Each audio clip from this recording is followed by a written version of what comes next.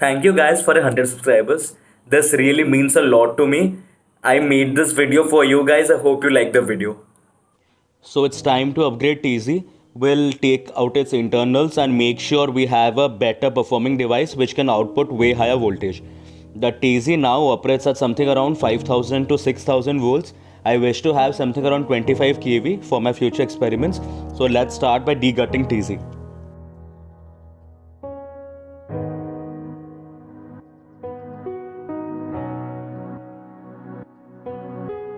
This is what TZ looks from the inside. Now we'll remove all its components and add it back together with a few added capacitors and diodes so that we can have a way higher output voltage. Let's go.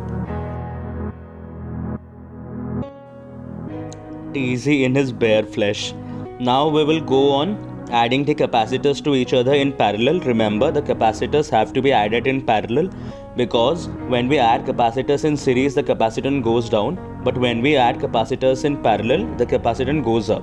It is the reverse of resistors. Make sure when you are using polar capacitors, the polarity of the capacitors are correct, otherwise the capacitor might go kaput boom.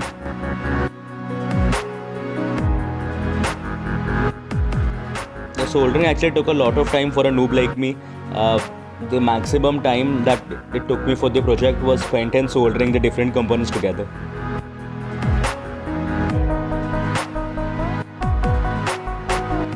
Now we are adding the two lead wires which will then be connected to the main circuit board for the high voltage discharge.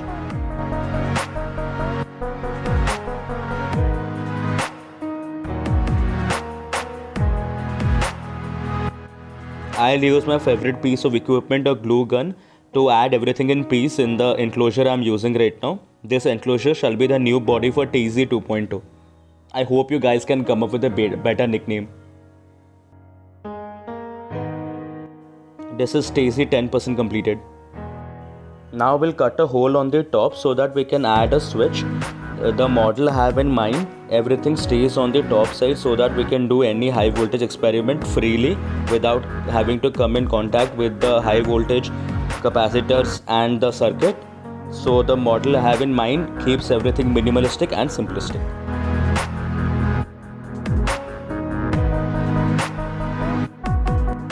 We'll now do the wirings to make sure the switch can operate as a kill switch in the circuit.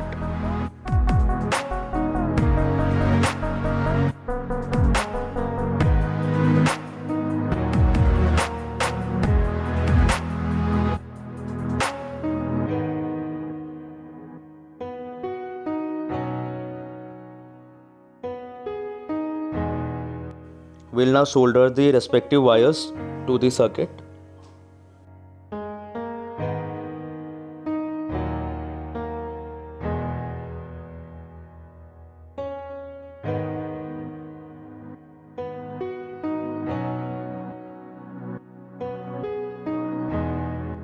To make sure we can charge from the outside, we'll desolder the wires and add it outside.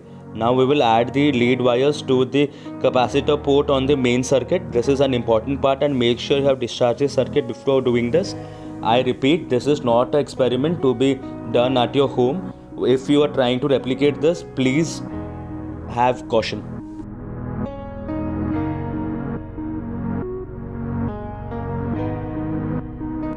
I added a small cardboard so that it could provide some structural support to the entire circuit board. Now we will take the charging wire outside so that we can charge it from the top. Now we'll tidy up the wirings inside so that nothing gets short circuited to each other. Remember, when doing high voltage experiments, always remember to add black tape or electrical insulating tape to all open leads so that there is no arcing or discharge going on inside the circuit. Now we'll solder back the charging port. Ta-da!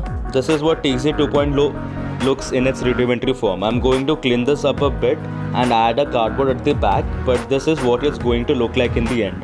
A small charging port at the top, the switch at the center, and a small kill switch at the side, and the two wires with the high voltage far away from the main circuit board.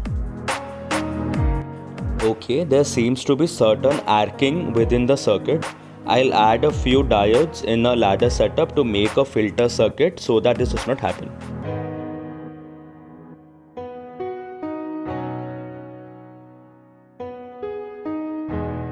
So this is what the finished product looks like. It's a bit dodgy, but Taser 2.0 I think has a better and a well-built body.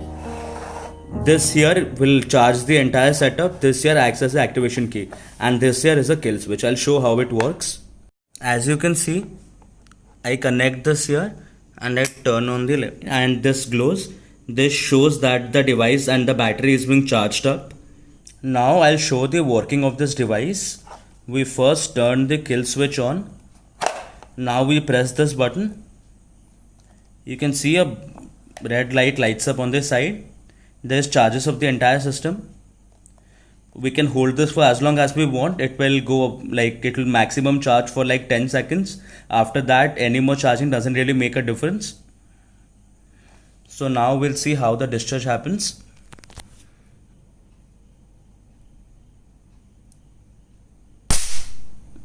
I'll show that one more time in pure darkness. This is how it will look in pure darkness.